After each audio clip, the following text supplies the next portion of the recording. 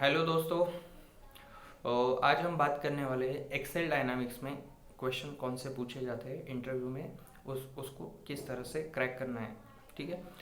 और ये आज का सेशन आपको पूरे लाइफ टाइम आप इसका असाइनमेंट बना लेना या लिख लेना, क्योंकि ऑलमोस्ट एवरी जितने भी इंटरव्यूज़ होते हैं उसमें ये आपको ये चीज़ काम में आने वाली है।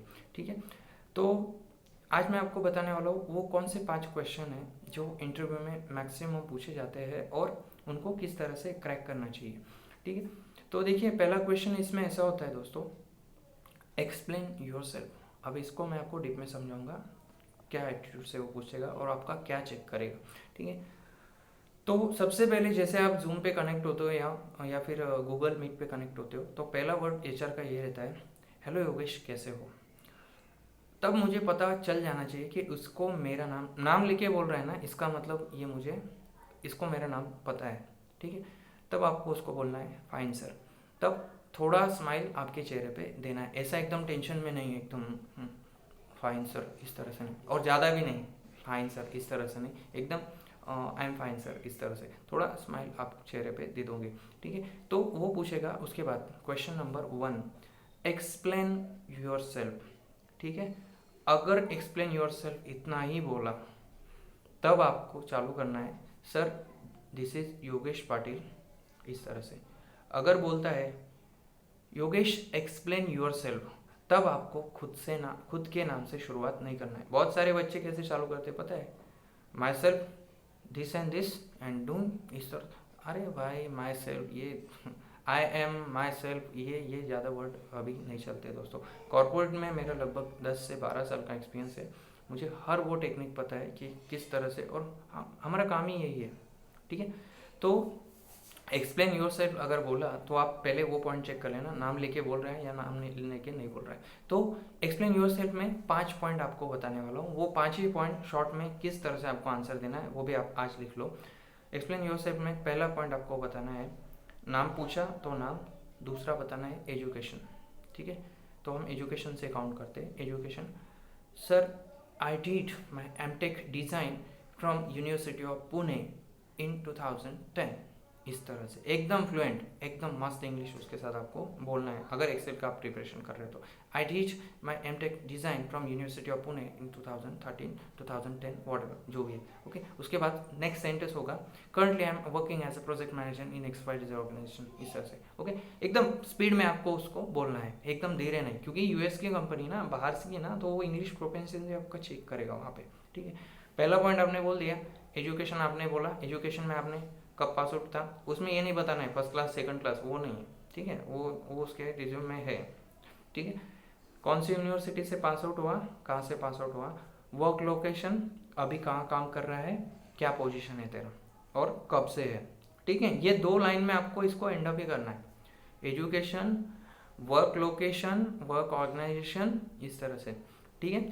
थर्ड होगा लोकेशन, अभी कहाँ पे है तू एग्जैक्ट, तो मैं उसमें ऐसा बताऊंगा, I am in Vadodara from last 10 years, और मेरा फैमिली जो है वो दुलिया में है सर, महाराष्ट्र में, बट मैं गुजरात में लास्ट 10 ईयर्स से मैं यहाँ पे हूँ इस तरह से। ओके। फोर्थ पॉइंट आपको बोलना है आपके फैमिली के बारे में। फैमिली के बारे में क्या बताओगे, sir apart from my parents I have one younger brother और सिस्टर, एल्डर ब्रदर और सिस्टर जो भी है, भैया है तो भैया, दीदी है तो दीदी, जो भी है। ओके। अगर शादी हो गया होगा तो भी आपको ऐसे बोलना है, sir apart from my parents I have wife and I have chilled of 3 month इस तरह से। ठीक है। तो एक लाइन में ये भी होगा। उसके बाद लास्ट जो पॉइंट है वो होगा आपका स्किल। ठीक है। तो आपको स्किल में भी बुलेट फॉर्म में उसको एक्सप्लेन करना है, जैसे कि अभी पता है यूएस की कंपनी है, फाइनेंशियल एनालिस्ट के लिए मांग रहा है और नाइट शिफ्ट के लिए ज़्यादा प्रेफरेंस है, तो आपको पहला ही उसको आपको बताना है, I am flexible to work, open minded, passionate about this इस तरह से। फ्लेक्सिबल टू वर्क बोला मतलब बंदा नाइट शिफ्ट के लिए रेडी है, ओपन माइंडेड मतलब बोला पॉलिटिक्स से कुछ लेना देना नहीं है, प्रेशर हैंडल कर सकता है इस तरह से। और उसमें आपको एक और बुलेट पॉइंट ऐसा है, able to work under pressure, मतलब ये टारगेट अचीव करने में मतलब क्या होता है ना सर कि बहुत सारे लोग ऐसे ना डर जाते हैं, पर्टिकुलरली फीमेल्स इतना प्रेशर अगर आता है ना तो उसको फिर से रिक्रूटमेंट करना पड़ता है। इस तरह से बुलेट पॉइंट में आप खुद की स्ट्रेंथ उसको बताओगे, ठीक है। एक्सप्लेन योर सेल्फ में मैं फिर से बता रहा हूँ, पहला पॉइंट एजुकेशन, दूसरा वर्क, कहाँ पे काम कर रहा है, क्या पोजीशन पे काम कर रहा है, थर्ड लोकेशन कहाँ पे है, पहले कहाँ था, नेटिव प्लेस कौन सा है, इस तरह से। फोर्थ है फैमिली, फैमिली में कितने मेंबर है, क्या करते हैं, ये भी आप बता सकते हो बट ज़रूरत नहीं है अभी, ठीक है। And fifth is skill which is most important. Skills में आपको बुलेट में आपको लिख के रखना है क्या क्या आपकी स्किल्स है वो भी, ओके। मैक्सिमम एक्सप्लेन योरसेल्फ आपका 2 मिनट से ज़्यादा जाना नहीं चाहिए दोस्तों, सीधा आप स्टॉप हो जाओ।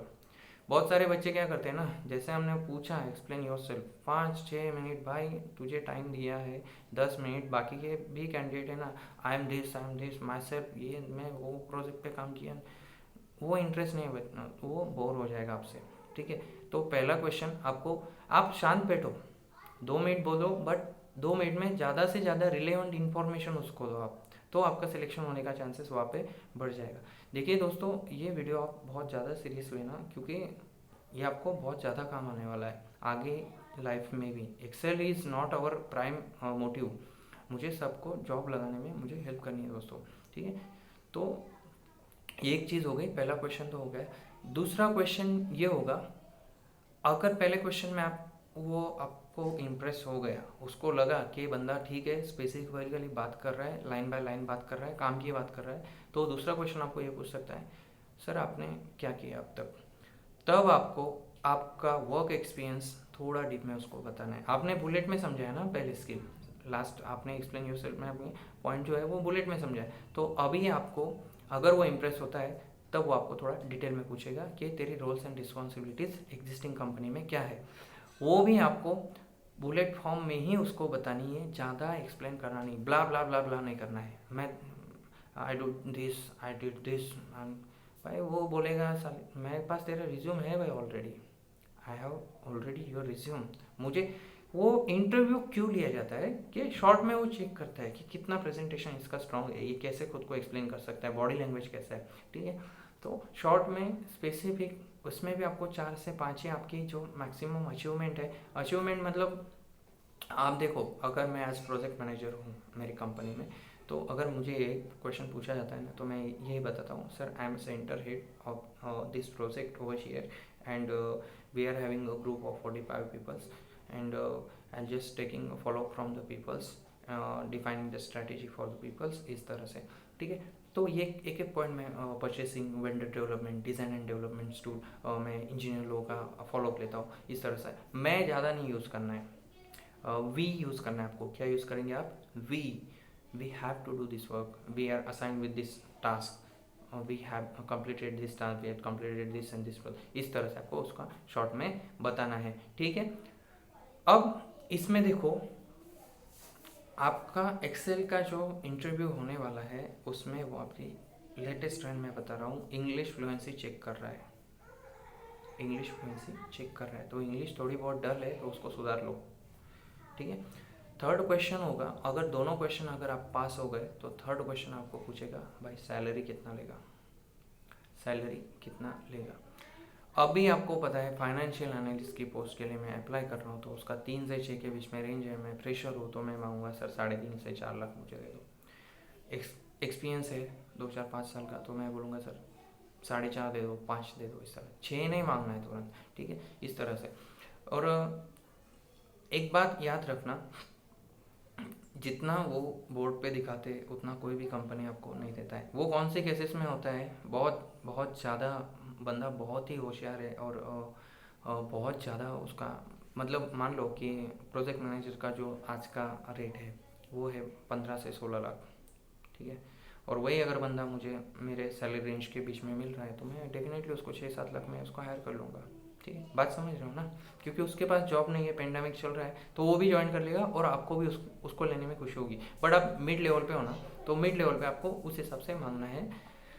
एक बात याद रखना, बाकी कंपनियों से तो ज़्यादा दे रहा है ना, तो उसी हिसाब से आपको उसको सैलरी मांगना है मतलब बताना है, खाली वो एक्सपेक्टेशन पूछ रहा है आपकी, ठीक है। खुद का आईना भी देख लेना एक बार, मैं कितना फिट हूँ, ठीक है, उस हिसाब से आपको बात करना है। सैलरी का होगा, सैलरी में भी अगर वो भी क्वेश्चन आप क्रैक कर गए तो अगला क्वेश्चन होगा, भाई तेरा नोटिस पीरियड कितना है। ये क्यों बोल रहा है? क्योंकि उसको आपको इमीडिएट ज्वाइन करना है, ठीक है। आप देखो, इंटरव्यू का एक टेक स्ट्रैटेजी होता है दोस्तों। वो ऐसे भी मैंने दोस्त देखे हैं कि जिनका इंटरव्यू 3 मिनट में भी ख़त्म होता है, और ऐसे भी मैंने दोस्त देखे जिनका इंटरव्यू 3-3 घंटा भी चलता है। मेरा खुद का एक कंपनी में अभी जहाँ मैं अप्लाई किया हूँ, तो मेरा संडे के दिन ऑलमोस्ट 3 राउंड हुआ, बट हर एक राउंड 2-2 घंटे चला। बट मेरा सिलेक्शन भी वहाँ पे हो गया। उसका भी मैं ब्रेक तो आपको आने वाले 10-15 दिन में मैं खुद उस पर एक वीडियो बनाऊंगा, पूरा जर्नी मैं आपको वहाँ पे बताऊंगा कि मैंने क्या क्या किया, ठीक है। This is not a point right now, ये बात करने का ये नहीं। कब ज्वाइन करोगे ये भी होगा। नेक्स्ट है, क्या आपका क्रिमिनल बैकग्राउंड है? क्या हो रहा है, ये कंपनी के बहुत ज़्यादा निगेटिव रिव्यूज़ गूगल पे अवेलेबल है, और हो सकता है आपके फैमिली के बारे में भी पूछेगा, आपके पापा क्या करते हैं, फैमिली क्या करता है, आपका वाइफ क्या करता है, इस तरह से। तो वो एक चेक करेगा कि बंदे को कितनी ज़रूरत है जॉब की, ठीक है। तो इस हिसाब से अगर आप पहले चारों क्वेश्चन पूछ इस पास हो गए तो ही आपको, देखो ये ऐसा है, फर्स्ट स्टेप आपने सही उसके एक्सपेक्टेशन के अकॉर्डिंग पास किया तो आपको दूसरा क्वेश्चन पूछेगा, दूसरा बराबर पास किया तो तीसरा करेगा, तीसरा चौथा, इस तरह से आपका इंटरव्यू एंड अप हो जाएगा। ये मेरा दोस्तों गेसिंग है, मैं क्लियरली बोल रहा हूँ, हाथ जोड़ के बोल रहा हूँ आपको। इस पर गलत कमेंट मत करना, मैं बहुत ज़्यादा हर्ट हो जाता हूँ आप लोगों की कमेंट देख के। अभी जो लास्ट 2 वीडियोस मैंने डाले हैं, तो उसमें ऐसे ऐसे कमेंट आई है ना, तो मैंने डिसाइड ही कर लिया, मैंने अभिनव को बोला कि अभी ये वीडियो समाज सेवा मुझे नहीं करनी है, ठीक है। क्योंकि क्या हो रहा है ना, बहुत सारे ऐसे लोग हैं कि ऐसा है वैसा है, डोंट एक्सप्लॉइट ज्ञान, ये एंड वो। भाई तू मत देखना, I am not invited you. ये वीडियोस मैं उनके लिए बना रहा हूँ जिनको सही में इसकी ज़रूरत है दोस्तों, ठीक है। Not for getting the likes, not for, मैं कभी आज तक आपको बोला कि मेरा चैनल आप सब्सक्राइब करो या फिर लाइक करो, कमेंट करो, शेयर करो, तब भी मुझे हर दिन के मिनिमम 50 से 60 कॉल आते दोस्तों। मेरा टाइम ऐसा है कि मैंने नंबर डिलीट कर दिया, एक कमेंट में मैंने किया था। व्हाट्सअप करते बहुत सारे लोग, मुझे पब्लिश नहीं होना है, मुझे कोई पब्लिसिटी नहीं चाहिए, मुझे पैसे भी नहीं चाहिए यूट्यूब से। मैं आपको हाथ जोड़ के विनती करता हूँ, मैं मेहनत ले रहा हूँ उन लोगों के लिए जिनको इसकी सही में ज़रूरत है।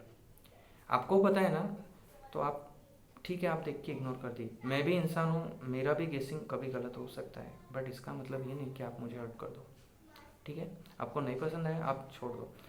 और जो चीज़ें मैं बता रहा हूँ, this is only my experience. ऐसा नहीं है कि ये सब चीज़ें सेम टू सेम वहाँ पे होगी, ठीक है। आपके केस में अलग हो सकता है, आपको एक्सप्लेन योर से बोला, आपने लंबा खींचा चौड़ा खींचा, वो बोल देगा चाहने दे, ये ऐसा ही है, वो आपको छोड़ के कट कर देगा, आपका इंटरव्यू एंड अप कर देगा। शायद ऐसा भी हो सकता है, एक्सप्लेन योर सेल्फ भी आपने इतना अच्छे से इंग्लिश में बोल दिया तो आपको सीधा सैलरी पूछ लेगा। शायद ऐसा हो सकता है आपको उसके टर्म्स एंड कंडीशन ही बता देगा, कुछ भी हो सकता है, बात समझ रहा हो, कुछ भी हो सकता है। That will total depend on your physical mental attitude, how you are behaving in the interview in front of camera, that's it, ठीक है। बट ये ऑन एन एवरेज जो स्ट्रैटेजी मैंने आज आपको बताई है, ये स्ट्रैटेजी आप हर एक इंटरव्यू के लिए फॉलो करना दोस्तों। ज़्यादा हवा में भी इंसान ने नहीं उड़ना चाहिए, ज़्यादा नीचे भी नहीं रहना चाहिए, तो वो ज़िंदगी में कहीं तो सक्सेस होता है, ऐसा मुझे लगता है, ठीक है। जो लोग वीडियो देखते हैं एक बार वो उस पर भी आप क्लिक कर देना, आपको पसंद आया लाइक पे क्लिक करना, नहीं पसंद आया डिसलाइक पे क्लिक करना, क्योंकि मुझे भी तो पता चलना चाहिए ना। बिकॉज आई 2 दिन पहले मैंने देखा तो मैं बहुत ज़्यादा अपसेट हो गया, मैंने बोला नहीं करना है अभी बस। तो ये सब चीज़ें हैं दैट वुड, अगर आपने लाइक किया ना तो मुझे लगता है कि नहीं, लोगों को ये सब चीज़ें मेरी पसंद आ रही है, जो मैं बता रहा हूँ वो कहीं तो किसी को काम में आ रहा है, इस तरह से, ठीक है। Again I am explain you, मैं मार्केटिंग नहीं कर रहा हूँ, मुझे इसका ज़रूरत नहीं है दोस्तों। If I wrong, then clearly I'm extremely sorry. Okay? सो ये एक चीज़ करना, और 2 मिनट आपसे बात करूँगा, लंबा हो रहा है पता है मुझे, बट तो भी मुझे आपसे ये चीज़ें बतानी है। जिसको इंटरेस्ट है वो देखिए, बाकी सब बंद कर देखिए। एक और क्वेश्चन जो मैं एक्सप्लेन करना चाहता हूँ आपके सामने, वो ऐसा है कि बहुत सारे लोग पूछते हैं अभी कि सर इतने दिन हो गए अभी तक उसका रिप्लाई नहीं आया। एक्सेल का एक स्ट्रेट फॉरवर्ड मैं आपको बता रहा हूँ, आपने फॉर्म भरा मैक्सिमम 10 दिन, उसका वेट करो, नहीं आया फिर से अप्लाई करो। फॉर्म भरा, लिंक आया टेस्ट का, आपने लिंक भी भरा मैक्सिमम 10 दिन वेट करो, नहीं आया भूल जाओ, बात समझो, कोई भी जॉब ले लो आप, कहीं पे भी कोई भी कंपनी में आप अप्लाई कर रहे हो ना, तो 10 दिन उसको देने का, एक एक राउंड के लिए आपको 10 दिन उसको देना चाहिए। 10 दिन के बाद भी अगर सामने वाले का फ़ोन नहीं आ रहा है ना, तो इसकी पॉसिबिलिटी है एक तो उसने आपको रिजेक्ट कर दिया या फिर उसको कोई अच्छा मिल गया। इस तरह से 10 दिन से ज़्यादा वेट नहीं करना। उसमें बहुत सारे सर मेरा ये हो गया, मैं इतने, पेशेंस बहुत इंपॉर्टेंट है, लास्ट वीडियो में भी हमने इसका डिस्कस किया है, ठीक है। तो पेशेंस आपके अंदर होनी चाहिए। 10-15 दिन हो गए, उसके बाद भी टेस्ट का लिंक हो गया, सर मैंने 32 पेज का फॉर्म भर दिया तो भी मुझे नहीं आ रहा है, तो और 2-3 दिन वेट कर। ऐसा नहीं ना कि ये फॉर्म भरा मतलब कल से तुझे ज्वाइन करें, नहीं, थोड़ा आप पेशेंस रखो, शायद आपके नसीब में हो। देखो डेस्टिनी अगर उसको देना है ना, तो हर हाल में आपको देगा दोस्तों। आप मानते हो नहीं मानते हो मुझे नहीं पता है, बट मैं पूरा मेरे डेस्टिनी पे विश्वास करता हूँ। मेरे लाइफ में बहुत सारे ऐसे इवेंट बनाओ अब तक बने कि एक पॉइंट ऐसा आता है ना कि जब इंसान को कुछ सूझता नहीं है आगे, तब वो सब आपको भगवान पे छोड़ देने का, उसका इच्छा होगा ना तो आपको ज़रूर कॉल आएगा। आप क्या कर सकते हो, आप मेल डालते हो उनको, वो मेल का आंसर देते नहीं, फ़ोन करते हो फ़ोन का आंसर, आप क्या कर सकते हो? तो फिर मुझे मैसेज, मुझे कॉल, सर क्या करूँ भाई, मैंने वीडियो बनाए हैं तो आप वो थोड़ा आप समझो। बिकॉज क्या होता है, मैंने इस पे नंबर डाला था अभी एक इसमें, almost receiving 50 to 60 call per day दोस्तों, और कब आते हैं 9 से 10। अभी मेरा जो काम है ना, इस बहुत ज़्यादा हाईली प्रेडिक्टिव इन्वायरमेंट में मैं हूँ। मेरे सामने हमारे प्लांट हेड भी रहते हैं, जनरल मैनेजर्स होते हैं, और उसके और अननोन नंबर से अगर फ़ोन आए ना तो मुझे फ़ोन उठाना ही पड़ता है दोस्तों, क्योंकि वो मेरा क्लाइंट का भी हो सकता है, मैं बिजनेस रिलेटेड, कंपनी रिलेटेड भी हो सकता है। और तब जाके लोग, सर हेलो, मैं, तो फ़ोन करो, बट वो शाम को 5 से लेकर 7 के बीच में, ठीक है, क्योंकि मैं जाता हूँ सुबह 5 बजे घर से, ठीक है। मैं ट्रैवलिंग ये सब चीज़ें वो एक्सप्लेन करने का ज़रूरत नहीं है। मैंने नंबर जानबूझ के वहाँ से डिलीट कर दिया। मेरा ईमेल आईडी भी मैं अभी यहाँ पे दे रहा हूँ, एक्सप्लेन कर रहा हूँ। तो ईमेल अगर आप मुझे करोगे ना, तो मैं ऑफिस में भी हूँ ना, तो आपको बैठे बैठे टाइप कर दूंगा, तो आप किसी को पता नहीं चलेगा सर किसको वर्क रिलेटेड भेज रहे हैं। सर आपका क्वेरी आप मुझे मेल करो, जो भी है बहुत ज़्यादा इंपॉर्टेंट है, तो आप मुझे मेल में आप पूछो कि सर मुझे आपका नंबर चाहिए, तब ज़रूर अगर मुझे लगा तो मैं आपको मेरा कॉन्टैक्ट नंबर आपको दोस्तों शेयर करूँगा। But please request to you, this is, I am extremely sorry if I wrong, आप मुझे समझने का ट्राई करो please. Again thank you very much and greetings from my family and मेरी साइड से दिवाली की बिलेटेड बहुत बहुत सारी शुभकामनाएं। आप आपका काम अच्छे से करो। Thank you very much, bye.